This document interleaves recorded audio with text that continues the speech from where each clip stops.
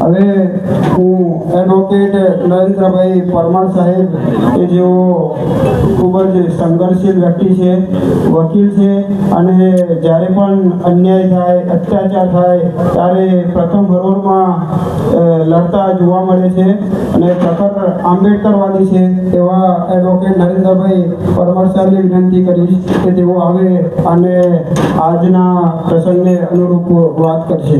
Advocate Narendrabhai Parmar साहब, आप आए तो बहारों ने लुटाई खुशबू, आप आए तो बहारों ने लुटाई खुशबू, फूल तो फूल है कांटों से भी आई खुशबू।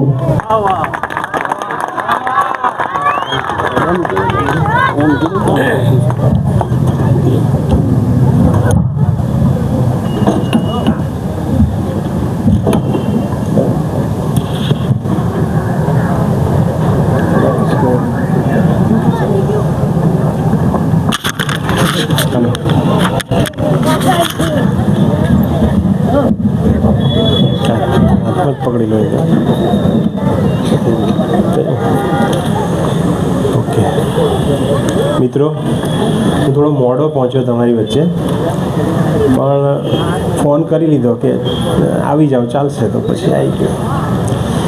આપણી વચ્ચે ઉપસ્થિત મુફ્તી અબ્દુલ્લા, ગુજરાત પ્રદેશ પ્રમુખ, પક્ષના જે પાર્ટીના પ્રદેશ પ્રમુખ છે, આપણી વચ્ચે ઉપસ્થિત છે। ઉવેશ સાહેબ, મોહમ્મદ ઉવેશ સાહેબ જે ગુજરાત પ્રદેશના ઉપપ્રમુખ છે। અબ્દુલ ખાલિદ સાહેબ ગુજરાત પ્રદેશના સેક્રેટરી છે। અઝહર માચીસવાલા સાહેબ ગુજરાત પ્રદેશ જનરલ સેક્રેટરી છે અને ઇબ્રાહિમ ખાન પઠાણ સાહેબ માસ્ટર કોચ ટ્રેનર છે SDRC ગોધરા સેન્ટરના, અને બોકડા સાહેબ ને બીજા બધા મારા મિત્રો જે છે જેમના નામ જાણું છું એ તમામને નથી જાણતો એ તમામ, અને આ નાના નાના ભૂલકાઓ જે આગળ બેઠા છે, જે પેલું ગ્લાસવાળો પ્રયોગ જે છે બહુ સરસ રીતે જોતા હતા અને જવાબ આપતા હતા કે આ આપણું ભવિષ્ય છે અને આ ભવિષ્ય જે છે એ આગળ જઈને આ વાતને વધારે ડિટેલમાં સમજે અને સમજીને આપણા બધા લોકો જે છે એમને યોગ્ય પ્રતિનિધિત્વ આપણા સમાજને પૂરું પાડે, એ માટે આ બાળકો જે આપણી વચ્ચે બેઠા છે એનો ખૂબ આનંદ થાય અને ખૂબ ધ્યાનથી આ લોકો સાંભળે છે, એ વાતનો વધારે આનંદ થાય। મિત્રો, કેમ રાજકીય પાર્ટીની જરૂરિયાત છે આપણે બધાને? પોલિટિકલ પાર્ટી કેમ મજબૂત પોલિટિકલ પાર્ટી જે છે એ આપણી પાસે હોવી જોઈએ? હું સોશિયલ એક્ટિવિસ્ટ છું, સામાજિક કાર્યકર્તા છું, કોઈ રાજકીય પક્ષ સાથે ક્યારેય સંકળાયેલો નથી આજ દિન સુધી, પણ તેમ છતાંય જ્યારે SC, ST, OBC, માઇનોરિટી આ દેશના મૂળ નિવાસી લોકો જે છે, આ દેશના મૂળ નિવાસી લોકો જે છે એ જ્યારે કોઈ પાર્ટી કે કોઈ પક્ષનું નિર્માણ કરે ત્યારે આપણને ખરેખર અંદરથી એક પ્રકારનો આનંદ થાય, અને આનંદ એવો થાય કે આ લોકોના માધ્યમથી બનેલી કોઈક રાજકીય પાર્ટી આ ગુજરાત રાજ્યનું, આ ભારત દેશનું નેતૃત્વ કરે તો ખૂબ સારું। કારણ કે અત્યાર સુધી જે પાર્ટીઓ સત્તામાં છે, જે પાર્ટીઓ રાજકીય રીતે સમગ્ર દેશનું નેતૃત્વ કરી રહી છે, એ બધી જ પાર્ટીઓના નિર્માણમાં એ પાર્ટીઓ જે છે એને ઊભી કરવાના પાયામાં ક્યાંય આપણા લોકોનો હાથ નથી। આપણે કાર્યકર્તા છીએ। ડિસિઝન મેકિંગ પાવર ઘણી બધી ભારતની જેને કહેવાય મુખ્ય પ્રવાહની જે રાજકીય પાર્ટીઓ છે એ રાજકીય પાર્ટીઓમાં નિર્ણયાત્મક ભૂમિકા જેને કહેવાય કે તમે નિર્ણય લઈ શકો એવી ભૂમિકામાં આપણા લોકો હોતા નથી, અને નિર્ણય લઈ શકાય એવી ભૂમિકામાં ના હોય એટલે પરિસ્થિતિ એ આવે છે કે તમે બીજેપીમાં કામ કરો, કોંગ્રેસમાં કામ કરો, આમ આદમીમાં કામ કરો, તો તમારી પરિસ્થિતિ એ હોય કે તમારે એક અદના કાર્યકર્તા તરીકે આખી જિંદગી કામ કરવાનું અને છેવટે પક્ષ અને પાર્ટી તમને જે આપે એ તમારે લેવાનું, એ સિવાય બીજી કોઈ વાત નહીં। પક્ષ અને પાર્ટી તમને જે કહે એટલું જ તમારે કરવાનું, એ સિવાયની બીજો એક શબ્દ તમે ગુજરાતની વિધાનસભામાં જાઓ તો પણ ના બોલી શકો, ભારતની સંસદમાં જાઓ તો પણ તમે ના બોલી શકો। એટલે તમારે એક પ્રકારની સીધી ભાષામાં કહીએ તો એક પ્રકારની ગુલામી કરવાની। એટલે રાજકીય પક્ષો જે છે એનું અસ્તિત્વ એટલા માટે હોવું જોઈએ દોસ્તો કે તમારા સમાજનું યોગ્ય પ્રતિનિધિત્વ જે છે લોકતંત્રની અંદર કોઈ કરે એવો પક્ષ જે છે અસ્તિત્વમાં હોવો ખૂબ જરૂરી છે। અને પક્ષનું નામ જ એવું છે કે લોકતંત્રમાં સમાજને સાથે લઈને ચાલવાવાળો પક્ષ. સારું નામ લાગ્યું મને. અને એ નામ છે એ મુજબ જ જો કામ થઈ જાય ભવિષ્યમાં, અને એ મુજબ જ આપણા બધાનો સહકાર લઈને આ પક્ષ જો આગળ વધે, તો ચોક્કસપણે આપણા લોકોને જે રાજકીય બેનિફિટ આપણા લોકોને જે મળતા નથી, અને રાજસત્તામાં આપણા લોકો જે જતા નથી, અને રાજસત્તામાં ના જઈએ અને આપણે લોકો જે પરિણામો એના ભોગવીએ છીએ ડિસિઝન મેકિંગ પાવરના, એ બધા પરિણામો આપણે ભોગવતા ઓછા થઈએ. આપણા પાસે સત્તા હોય, પાવર હોય તો શું થઈ શકે તમને બધાને ખબર છે. સત્તા હોય, પાવર હોય તો શું થાય એ તમને સમજાવવાની જરૂર નથી. હું મારા અલ્લાહને પ્રેમ કરું છું આવું કહેવાનું, અને આવું કહેનાર વ્યક્તિ જે છે એને જેલમાં ગાલી દે, એ સત્તા કહેવાય, પાવર કહેવાય. અને એક સત્તા એવી હોય કે હું મારા અલ્લાહને કે મારા ભગવાનને કે મારા ઈશ્વરને પ્રેમ કરું છું, તો એ પ્રેમ તમે જે કરો છો એ વ્યાજબી વસ્તુ છે. તમે જે એમાં માનતા હો એને પ્રેમ કરવો એ વ્યાજબી વસ્તુ છે. એવું કોઈ પક્ષ કે કોઈ પાર્ટી વિચારે તો એ આ પ્રકારના સમાજવાદની વિચારધારાવાળી પાર્ટીઓ જે છે આવો વિચાર કરી શકે. એટલે ભાગલા પાડો અને રાજ કરોની નીતિ જે છે આપણા દેશમાં, એવું કહેવાય કે અંગ્રેજો હતા અને એમણે મૂકી. ના, ભાગલા પાડો અને રાજ કરો એની નીતિ આ દેશમાં અંગ્રેજો આવ્યા એ પહેલાં પણ હતી, એ પછી પણ છે અને આજે પણ છે. એટલે ડિવાઈડ એન્ડ રૂલની નીતિ જે છે આ દેશમાં, એ નીતિના કારણે આ દેશના તમામ લોકો જે છે ટુકડામાં વહેંચાઈ ગયા છે. અને આ દેશના લોકો જે છે એ એક થઈને કોઈ કામ ક્યારેય કરી શકતા નથી. અને એ ટુકડાઓમાં વહેંચવાનું કામ કોણ કરી રહ્યું છે આપણે બધા જ બહુ સારી રીતે જાણીએ છીએ.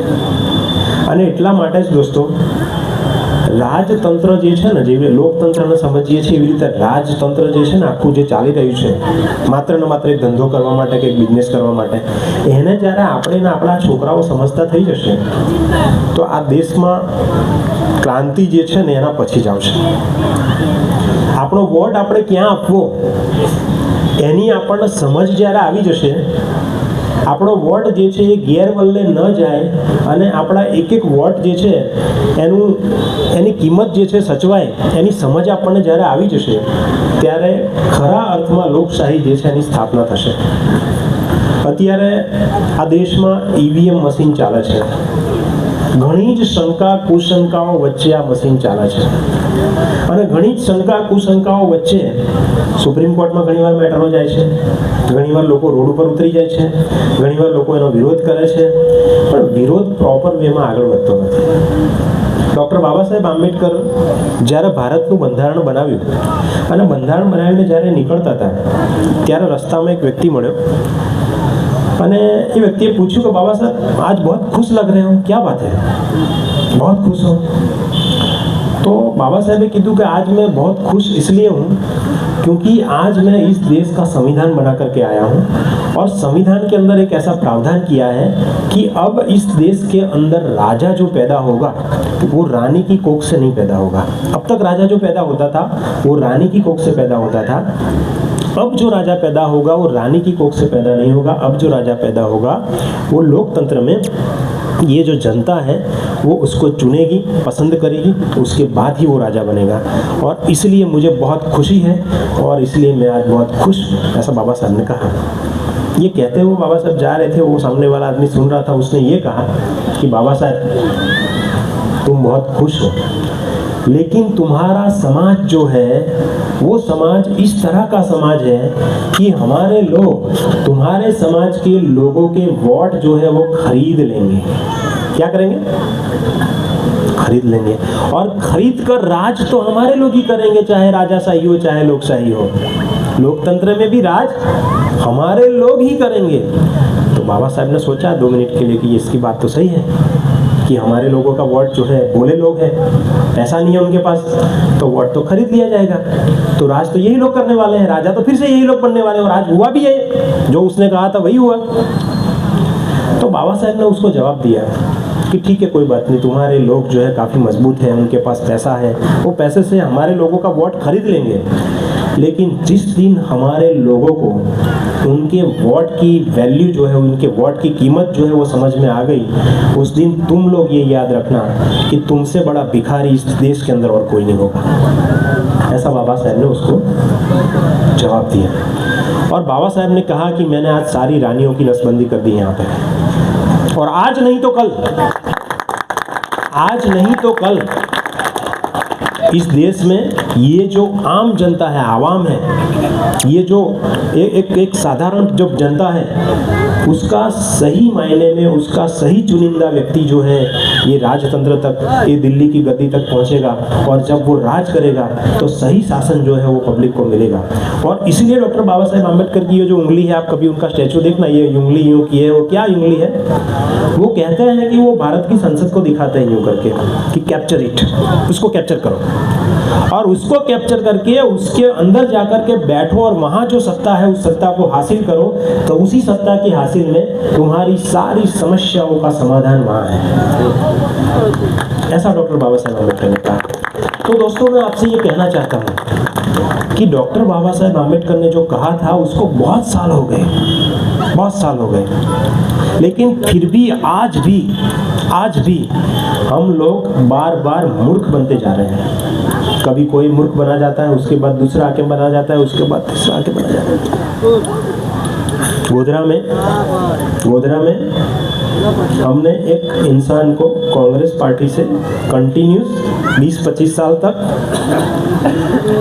एमएलए बनाया, उसका पॉलिटिकल कैरियर बनाया कि नहीं बनाया, मिनिस्टर बनाया कि नहीं बनाया, वोट हमारे, राज तुम्हारा। तो हमारे वोट से जो मिनिस्टर बना, जो एमएलए बना, जो आज भी एमएलए है, हमारे वोट से पैसे वाला बना, बहुत पैसा बनाया, लोगों की बहुत जमीनें ले ली, वो इंसान बिल्किस बानो के जो एक्यूज थे, जो दोषी थे, वो जब बाहर आए तो उनको हार पहना रहा है। क्या कर रहा है? हार पहना है। और हार पहना करके वो क्या बोलता है? वो ये बोलता है कि ये संस्कारी लोग हैं, ये लोग ग्रामीण हैं, ये लोग संस्कारी हैं, और इनका ये संस्कारी है, इसलिए इनको जो है वो छोड़ दिया गया। वो ये सही बात है। मैंने गोधरा, पंचमहाल, दाहोद, पूरे भारत में सबसे पहले इसके खिलाफ मैंने आवाज उठाई थी, ये सब लोग जानते हैं। और मैंने कलेक्टर को जाकर के ये बोला था कि ये जो एमएलए हमारा है, इसने जो ये बात कही है उसको तुरंत ये अपने वर्डिंग जो है वो वापस लेने चाहिए, उसको माफ़ी मांगनी चाहिए और उसको अपना इस्तीफा देना चाहिए। जिन लोगों के वोट लेकर के उसने अपना पॉलिटिकल कैरियर बनाया है, जिन लोगों के वोट लेकर के अपना पॉलिटिकल कैरियर बनाया है, वो इंसान आज ओपनली ये कहता है कि ये लोग संस्कारी है। तो तुमने जिन लोगों के वोट लेकर के अपना पॉलिटिकल कैरियर बनाया था वो लोग संस्कारी नहीं है, इसका मतलब ये हुआ। तो ये तो हमारी कौम का बहुत बड़ा गद्दार हुआ कि नहीं हुआ? फिर तुमको 25 साल के बाद ऐसा एहसास होता होगा कि साली ये तो कितनी बड़ी गलती हमारे लोगों से हो गई। ऐसा एहसास होता होगा कि नहीं होता है कि इतनी बड़ी गलती हम लोग 20-25 साल से करते आ रहे हैं कि हम लोग पहचाने ही नहीं इस आदमी को,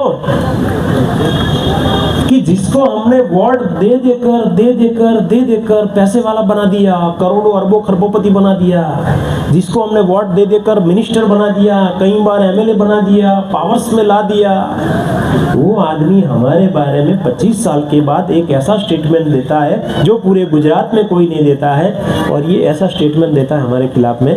फिर हमारी समझ में आता है कि साली ये तो बहुत बड़ी गलती हो गई। आता है समझ में? नहीं आता है।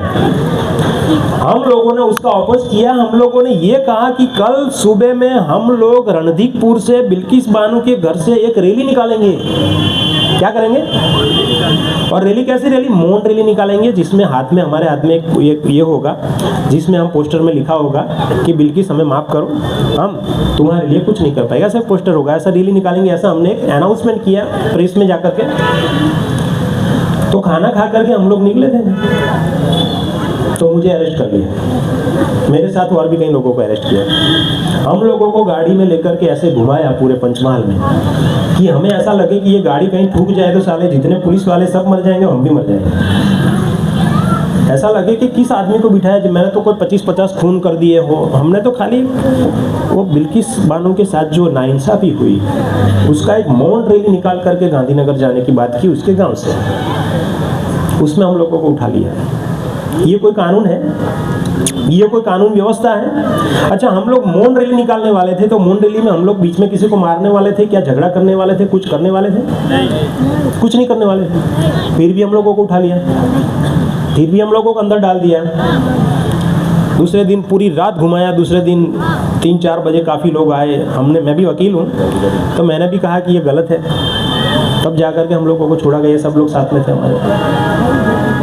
तो कहने का मतलब ये है कि आप अपने वोट का वैल्यू समझो।